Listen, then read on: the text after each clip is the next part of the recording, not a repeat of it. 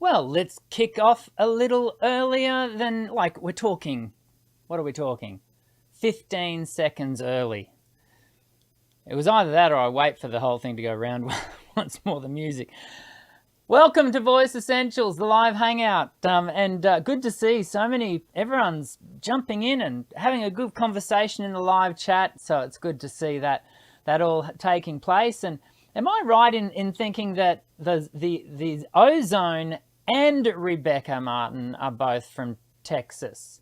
Is that are you from Austin, Texas, the Ozone? Let us know. I had a good weekend. I hope you're having a good weekend. I led worship at my church. I did my lawns and my front hedges, and we had family over on Saturday night. It was a good weekend, but it was one of those weekends where I got to the end of it and I was like, man, I am done. I even did my ironing. See these shirts?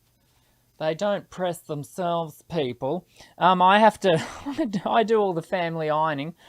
And so I even got that, 2 hours of ironing.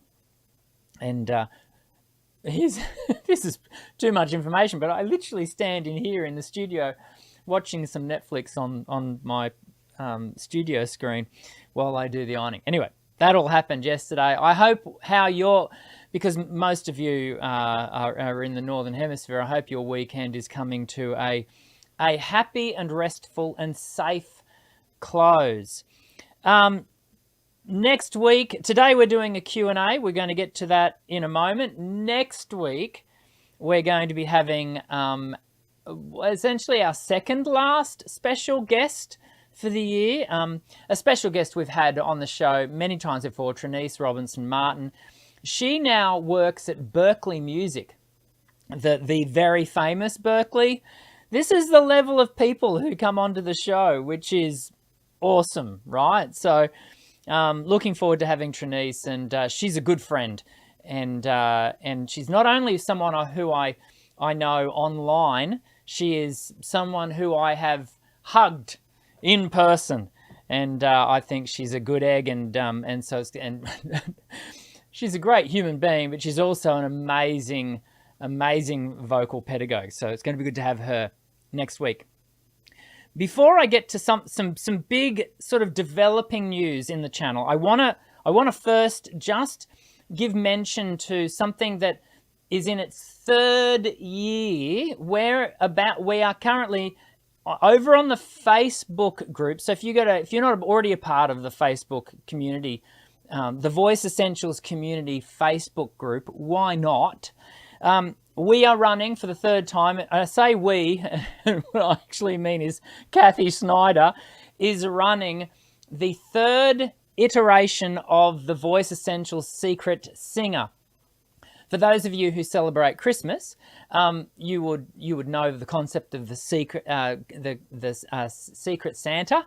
So this is the Secret Singer, and what we do is you let Kathy know via the Facebook group page, and just let her know, hey, I want to be involved in the Secret Singer, and I'm participating this year. This is the first year so if you are a part of it, you could get given my name, and you would have to choose me a song, and then I will be given someone's name. Yes, if you're a part of it, I could get your name and have to choose you a song. We record them and we upload them through the festive season. You do not have to do a religious orientated song.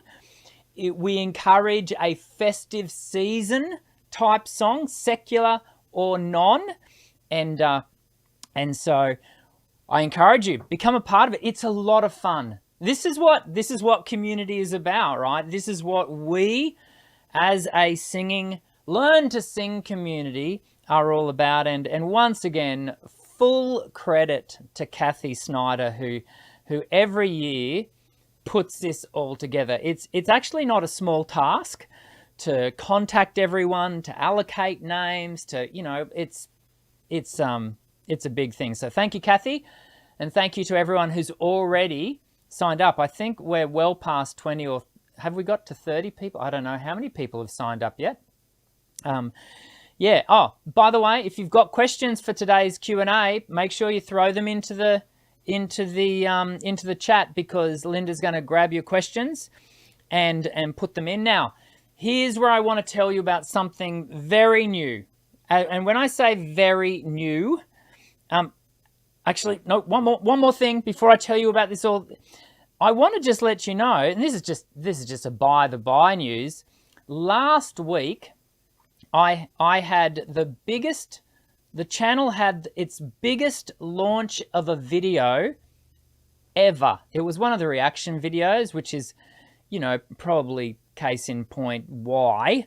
But I want you to jump onto the channel page later, go looking for the most recent reaction video to Nightwish. It's already had 22,000 views.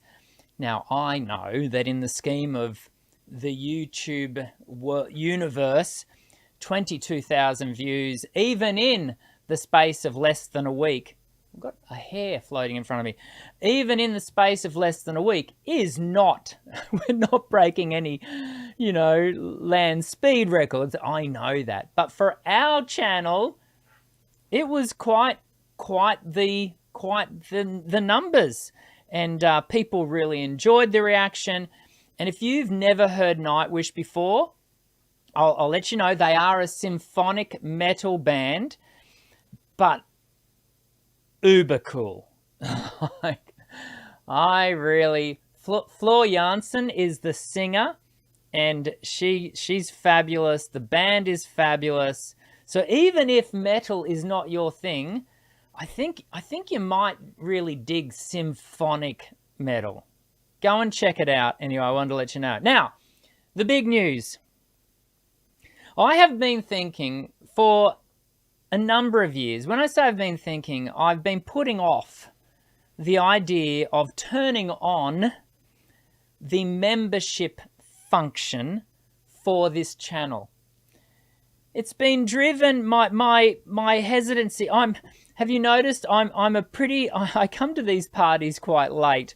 I came to the reaction thing quite late, and I'm coming to the membership thing quite late because I like to think, I think most of us like to think that we are people of principle. And one of my principles around the channel is to provide access to quality information. And I've really ummed and ahed around the whole turning membership on. And the reason being is that membership has some dollars attached to it, and when you turn on membership, you do have to provide some perks. They're actually called perks to people who are a part of the membership. And anyway, recently I've had a number of people unsolicited saying, Daniel, you're giving a lot away for absolutely nothing here, and I remain very comfortable with that. But I've also had to recognize that there are some considerable costs to me running the channel. And often I've reflected on just the technological costs of running the channel. Stick with me while I just talk you through this, if you would. And so there's technological costs. There are, but actually also, and this is something I never shared, to run this every week. Every Monday at 1 p.m. Australian Eastern Standard Time, I actually have to take 2 lesson times off. I have to dedicate those 2 lessons times. To put that in dollar terms, that's worth 300 Australian dollars to my bottom line, because 1 lesson time with me is $150 for recurring students. And so, I'm not sharing any of this to create any sense of guilt or whatever on your behalf. I love doing this. I love the community that we've got a part of, and you know, which is why it's taken me so long to decide to take the step of turning the membership on, which I did last week. Now, there are 3 levels of membership. The first level, and these, to become a member of the channel, and you don't have to be a member to participate in our live chats, to join our, there is over 1,000 videos on the channel that are still available to everyone. That is always going to be the case. But I had to set up perks so that people who are supporting the channel, that's where I really see this sitting. It's, yes, for your membership dollar, you do receive some special little perks. But I'm hoping that, moreover, people will respond to the idea of membership as a support of the channel and the community and what we are doing here, so that we can continue on for the foreseeable future. If you are financially able to, if you are not, no stress whatsoever. Let me quickly talk you through the perks because I don't want to labor on this too long. The first level is you get membership shout outs during our lives. So for example, Kelly Morrison, who was our first member, she's already signed up to the premium level. And so thank you, Kelly, for that support. So too has Mackenzie Kate, and most of us here at the channel know Mackenzie because she's a very active member in the live chat. And another person who I believe that, well, their name was in Japanese, so I think it was Japanese script, so I can't tell you who they were, but thank you for so we've already got 3 members, 3 premium members, and so they will receive premium priority reply to their questions in the live chat. If you are a member of at the bottom level, you will receive, you know how we give priority to super chats? Well, we're going to now above that is going to sit our members, and then super chats, and then our just the questions as they come in.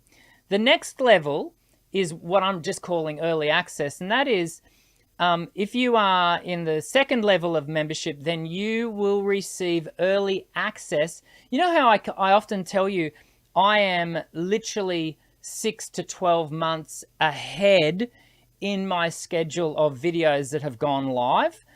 Well, as a result, it means I can give the level 2 members and level 1 members, and level 2 members and level 3 members, because as you go up, you get everything, the perks are all below. You will have early access to some videos. And so you get to see them before anyone else, literally sometimes, months ahead of schedule. On top of that, if you are a premium member, and that's what Kelly is, then you will have access to member-only videos. And these are heavily edited. So currently there's like 9 or 10 of them where I've heavily edited some of my mini topic videos and made them into really tight educational delivery. And I think you'll find, even if you watch me do them live as a part of the live show, you will find it super helpful to have access to those going forward as member-only videos. And I edit them down and make them quite, you're not listening to me and ah because I cut most of that out. And we're able to sort of really go through these topics in a really highly, educational value kind of way. So that is what we're doing. Now, to become a member, all you need to do, in fact, in the chat, if you click on the little dollar sign, you can make yourself a member via there and check it out and have a look. But also on all of my videos now, there's a little join button, and you can, if you click on that, it will bring up that selection, that opportunity to select to become a member. Again, if you don't want to do that, if you can't do that, that's okay. You know, I'm not. I remain committed to the channel, regardless. These membership things have been around. I think they've been out since before COVID. This whole membership. I could be wrong, but it's been a long time. And I saw them and I went, no, I'm not gonna. Anyway. They're on. If you would like to support, I will be grateful. The community will be grateful because it does really support the channel going forward. We are now going to get into some questions, and I want to get into and we're gonna jump straight in here. We've got oh wow, we've had 20 votes already on today's question, which I should have mentioned earlier on, but I knew I had to sort of get through everything we were talking about the membership. 20 votes. I like to get to 21, remember? 21's what I like to get to before we end the poll. The question, if your singing voice had a personality, what would it be? I thought that was kind of a fun question to ask. You know, there's no right or wrong answer for that, you know, and often it's how you're perceived in a particular song, but I think it's a good... Questions like these are really great self-reflections, aren't they? They give you an opportunity to go, and you have to think about, you know, the tonal quality and what you hear and how you want to be perceived. And I think that's, you know, some people say to me, I don't know what my voice is. You know, I don't know my own voice. And for some, the part of the reasoning for that is because they've never had an opportunity to stop, spend time with their own voice, and also reflect on their voice and have these sorts of questions asked. So I'm hoping that's what today's question provides us with, an opportunity to think. And we've got a really interesting lay of the land as far as, you know, what the results are. We'll end the poll in a moment, all things being equal. We've got some questions coming in.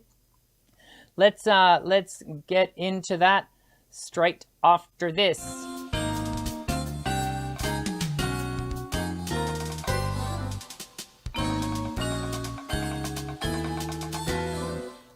Okay. Now what do I need to do? I need to do this because we've got to go looking for our first question. The Ozone has got a question in here. Yeah, here we go. So we've got a question here from the Ozone. And Ozone, forgive me, but is this the first time you've ever been on the show? I think it might have been.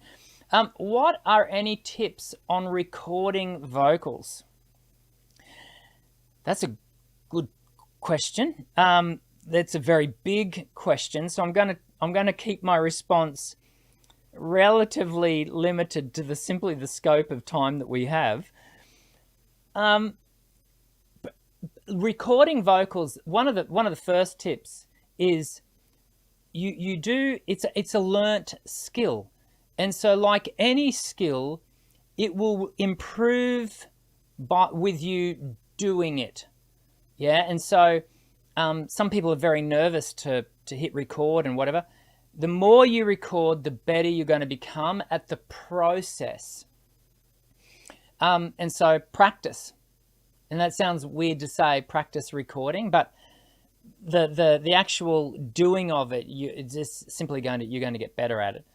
The second thing is don't just, the quality of your headphones, and we typically have to, and this all comes back to the context of your recording. If you're just recording onto your smartphone and maybe you're self-accompanying, you don't need any headphones or anything because it's all just being recorded as a single through a single mic in a single moment.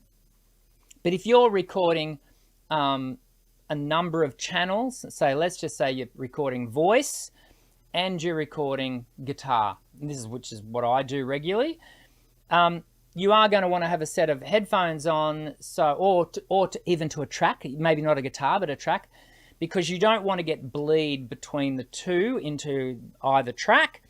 And so you have headphones. Finding what works best for you on a headphone basis. Firstly, the quality of the headphones is going to be a thing, but also how you sit the headphones. Depending on the quality of the headphone, I've got a very, very good set of headphones. Often with that set of headphones, I'll have both cans on, but sometimes you'll see me in some of the recordings I put up, I'll even be using my in-ear monitors, and I might pop one of those in-ears so I'm getting the room acoustic of my voice, as well as being able to hear a little bit of reverb that I'll put some verb into my audio signal just to help me out a little bit, help me to color a bit more. So that's another thing. Another tip is make sure you warm up prior to the recording, and expecting that your first take won't be your best. It generally takes a few takes to work into it. Then, in this I have to listen to myself on this next one. Make sure you take breaks. I get into a zone, and particularly when I'm just in here by myself, and I get into a creative work zone, and before I know it, I look down and go, oh man, I've been singing for 2 hours. That's not ideal. Ideally, you want to be taking a break, anywhere between every 45 to 50 minutes to give the voice just some downtime, some quiet time, and that's going to help you throughout your recording session. Then there are so many more things for me to say to this ozone, but one other thing I would say is the quality of your gear. I was speaking to the quality of your headphones. Don't underestimate the quality of your gear as to what then is the quality result of your recording. Now, you can record onto your iPhone, your smartphone. You can, and sometimes you even hear, like, you go, wow, was that recorded onto a smartphone? Wow, that's cool. But the reality of the world is the audio signal that your voice is passing through, first into a mic, then into generally a DAW, a digital audio interface.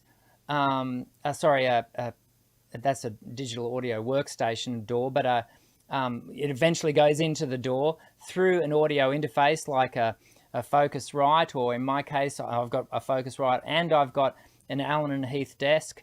These things often have preamps, the quality of the preamp, and then the quality of the digital audio workstation that you're working through. I use Ableton Live. Some people use Pro Tools. And then on top of that, it comes down to the quality of the plugins that you are using, and then your skill in mixing that down. And that's all a part of the work process that you have to work through. And these are areas that I continue myself to develop in, and we're all a work in progress. But I hope some of those things are helpful to you and answer that question in a helpful way. Don't forget to vocally warm up before you hit record. Warm up is not just for performance. How are we going with the questions? Oh, up to 22 votes. Cool. After this, I'll answer one more question. Then we're going to, 23 votes. We'll come back to the poll after this next question, which is from MTR. If I can find it, here we go. MTR's question: welcome MTR, because I think you might be a newbie amongst us as well. Hi Dan, I'm a soprano. Well, we won't hold that against you. MTR. I'm sorry, we don't know each other very well. That was a joke. Some people don't understand Aussie humour. So no offence was intended. I'm a soprano, and starting from D5, I have a hard time reaching the other notes in head voice. And starting from D5, well, wow, that's D5 is high. That's and a lot of particularly classically trained sopranos will find themselves transitioning somewhere around G4, A flat 4, A4. And so if you're then finding yourself having difficulty creating sound up into your flute register above D5, that's I can understand the challenge. Often it's going to come from a bit too much airflow pressure. MTR, I would be encouraging you to be thinking about, are you finding yourself wanting to drive at that sound and push at that sound? Because often that's what our response is. We get really high, we want to get it there, and so we ram it home. And that's not always ideal. And so, yeah, just be mindful of air pressure. You have to learn to let, and I'm often saying to students, float, let go and let voice. That can it can cause you to feel quite uncertain, because you're removing all of that structural support. But often that's what you need to do to access that space and play in that space. And MTR, we do, I don't know whether you're enrolled in the Voice Essentials program, but we go into a lot of this in the online courses at Voice Essentials, which you can access down below. I hope that was helpful. How many questions have we've got 23 votes. I'm going to end the poll. You ready? 3, 2, 1, and let's end it. And there are the results, people. So I thought that was a really interesting lay of land. I mean, really bold and fearless, playful and dynamic, mysterious and intriguing, kind of are all sitting in a very similar sort of amount. But more than half of you would describe your voices as calm and soothing. Can I tell you when? Because I create the question, I can't answer it, so I'll give you my answer now.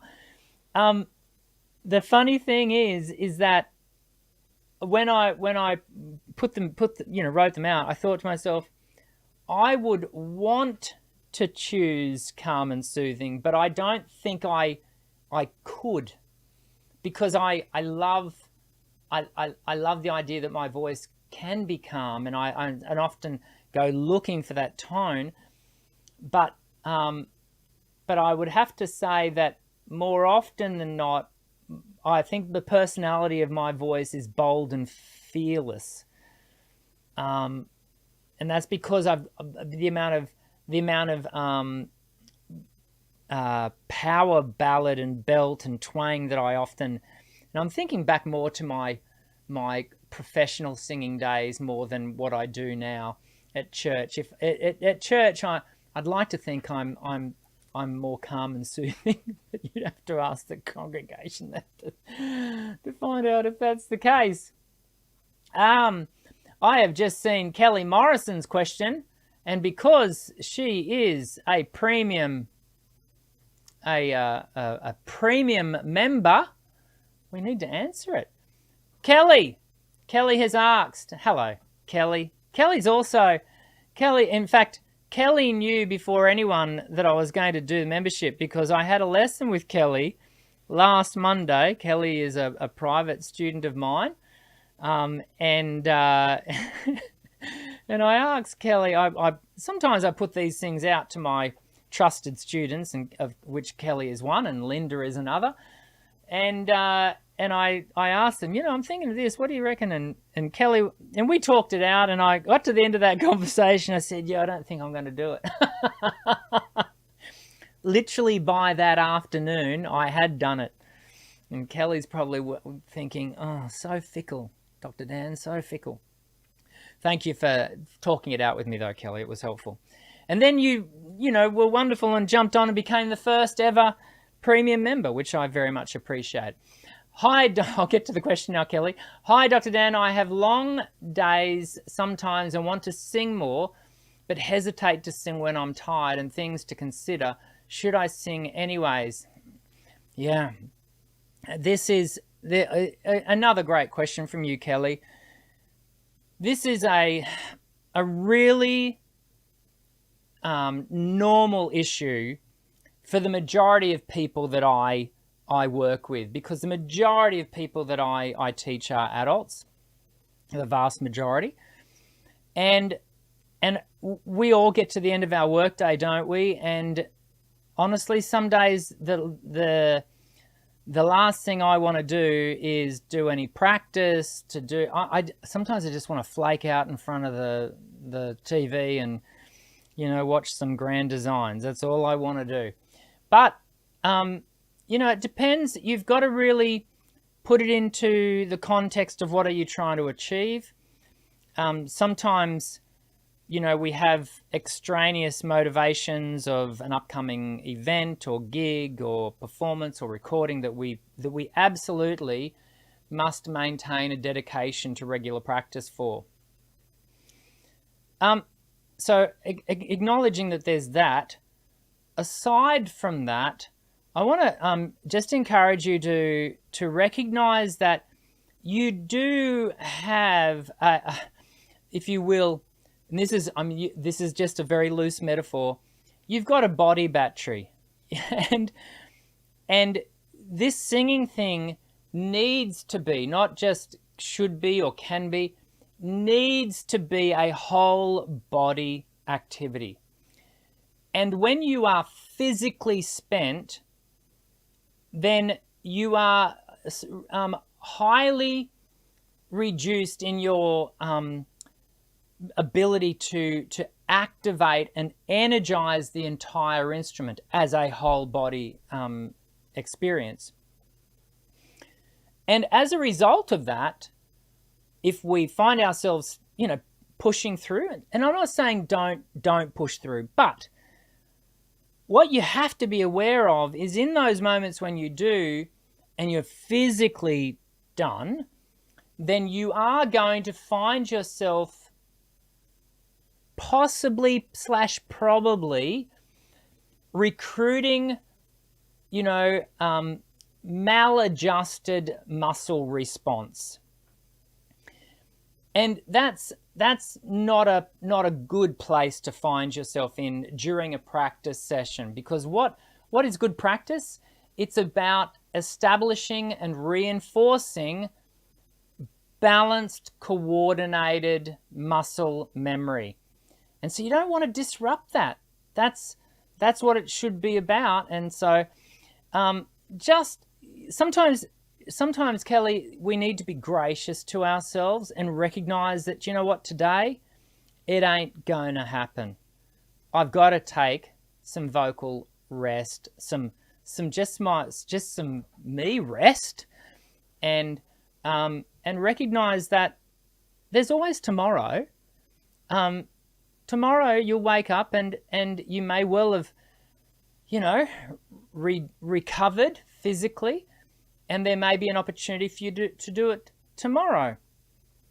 And if you're a very schedule-driven person like me, then maybe today I didn't get my practice done, but maybe when I've got it scheduled for in 2 days, maybe things will look different. When we take a long-term approach to our vocal practice, nothing has to happen today, because we're dedicated to this thing over the long haul. And so a single missed practice, again, when we're not accounting for an upcoming gig and like a pressing recording or what have you. So we're just talking about your general everyday practice for the everyday development of your voice. You can miss one. It's okay. And you need to not carry any guilt for that. And I say to students, some students will rock into their lesson. Kelly, I think this might have even been a conversation you and I have had. Some students walk into a lesson and go, and you can see it, I can almost see it written all over them. I'm feeling, I just, can I just say straight up, I didn't get any practice done this last week. I go, that's okay. Yeah. If you're like me, maybe last week was super busy and you had priorities because, hey, you're a busy adult. Maybe you've got family, maybe you've got loved ones, you've got work, who knows what you've got going on. And often singing needs to take a back seat for a short period of time. And it's better for it to take a short break, a short back seat for a short period of time, than it is to start becoming this source of guilt and remorse that you're not getting to it. We want it to remain joyful. We want it to remain something that we feel really positive about. And sometimes that means not doing any singing. Kelly, I hope that was helpful. We've got another question sitting here, and let's go to Rebecca. Good to have Rebecca in there. Rebecca from Texas. I did 2 original songs today for a Sunday school class. Cool. They were in the high register. Then I had a solo in my choir. It was much lower, a little tough on transition and advice. Yeah, so for a son, and I'm given to thinking that your Sunday school class was for kids, and therefore it was in a higher register, and you were kind of doing the playful kind of voicing for them, which then facilitates them to participate in higher voice. This is one of the reasons why a lot of primary school music teachers can struggle vocally, because they find themselves having to sit the voice much higher so that the kids can engage. Sorry if that's not the case, Rebecca. But then to have to take what is now a voice that's had to carry, even though it might be high, it might be light, but it's sitting outside of your prima voce, and so to take that and bring it down and have to do the choir, adding to the fact that when we do a solo in a choir, even if we're on mic, we find ourselves psychologically wanting to get the voice out in front of, it can be 10, 15, 50 other voices. That's labor intensive. And so in one sense, I'm kind of not surprised that there was a little bit of a struggle there for you. As far as advice goes, firstly, I think in going into it is that mental recognition that this is going to be a challenge. And so what that does is it prepares you in the previous orientation of the Sunday school to not drive the voice too heavily, and to not expect it to be big and loud, like to really manage your voice use through those 2 events, and so that because we have a vocal budget, right? We're talking about body batteries before. Let's talk vocal budget. You only have so much to spend in any given day. And so you don't want to have spent all of your vocal budget at the first event to be left with nothing in the second event. Add to that, your voicing is changing significantly. So you want to make sure that and when I say voicing's changing significantly, you're going from high to, as you're described, much lower. And so we want to make sure that we are managing our vocal budget. That's going to be not only during the 2 events, but between.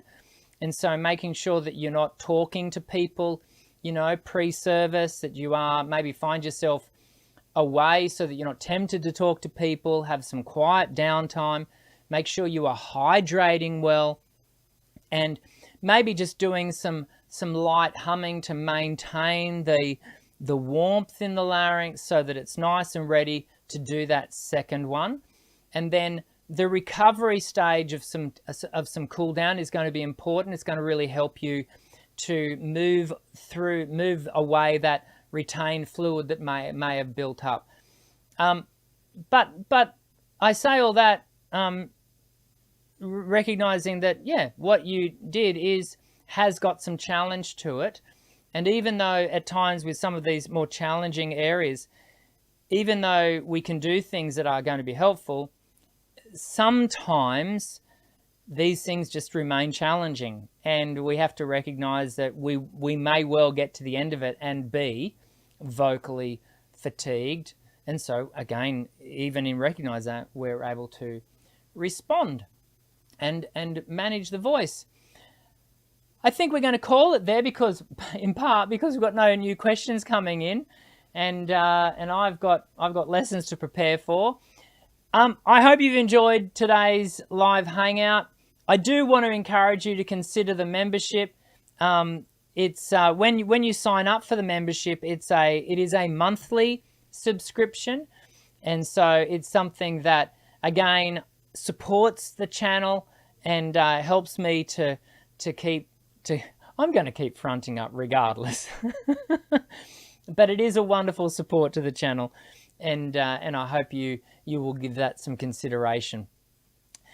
In accordance with your own situation and scenario financially, I would never want you to, you know, there are one of the things that Kelly and I talked about. One of the hesitations was part of me does not like the subscription world that we find ourselves in. You know, you need to subscribe to Netflix and Disney Plus and Spotify, and dearie me, there's a subscription for everything. And here I am adding to that, but I hope that you'll give it some thought. Next week, as I said, Trineice Robinson-Martin, she's joining us from Berkeley. She's not representing Berkeley; she is her own individual, but that is now where she works. And I'm looking forward to hanging out with her and you next week. We're going to be talking about really getting into